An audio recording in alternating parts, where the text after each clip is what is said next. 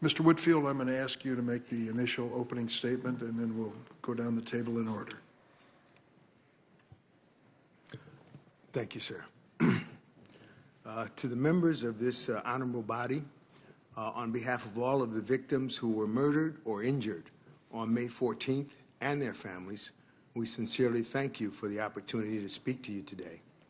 And though I will be sharing with you some of my family's memories about my mother and the devastation her murder has wrought upon our family, the truth is that I'm speaking on behalf of all of the victims and their families. Mrs. Ruth Whitfield was my mother. She was literally and figuratively the heartbeat of our family and my father's soulmate for 68 years. She was the person who held us together, probably just like your mothers did for your families. What I loved most about her was the way she loved her family unconditionally, sacrificing everything for us. She visited my father at the nursing home where he's lived for the past 8 years almost every day, including on the day she was murdered, to ensure that he got the care that he needed from the nursing home and to supplement that care with their own personal and loving touch. Our lives are forever changed, forever damaged by an act of profound hate and evil. And nothing will ever take away the hurt, the pain, or the hole in our hearts.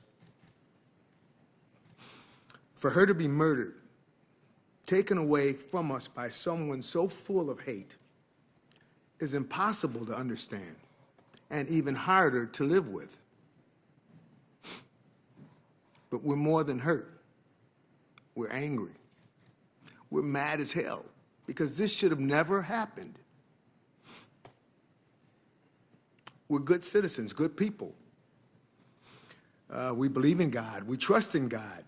But this wasn't an act of God. This was an act of a person. And he did not act alone. He was radicalized by white supremacists. His anger and hatred were metastasized like a cancer by people with big microphones in high places screaming that black people were going to take away their jobs and opportunities.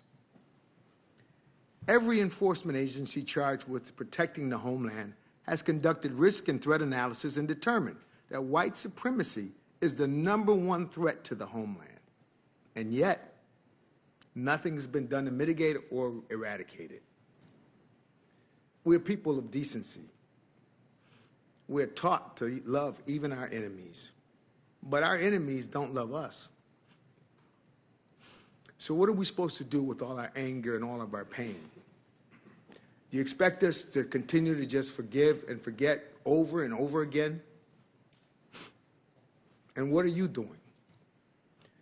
You're elected to protect us, to protect our way of life.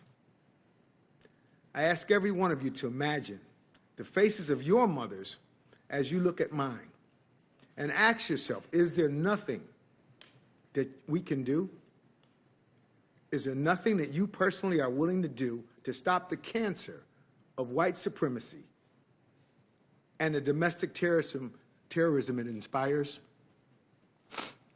Because if there is nothing, then, respectfully, senators, you should yield your positions of authority and influence to others that are willing to lead on this issue. The urgency of the moment demands no less. My mother's life mattered. My mother's life mattered. And your actions here today will tell us how much it matters to you. Thank you. Thank you, Mr. Whitfield.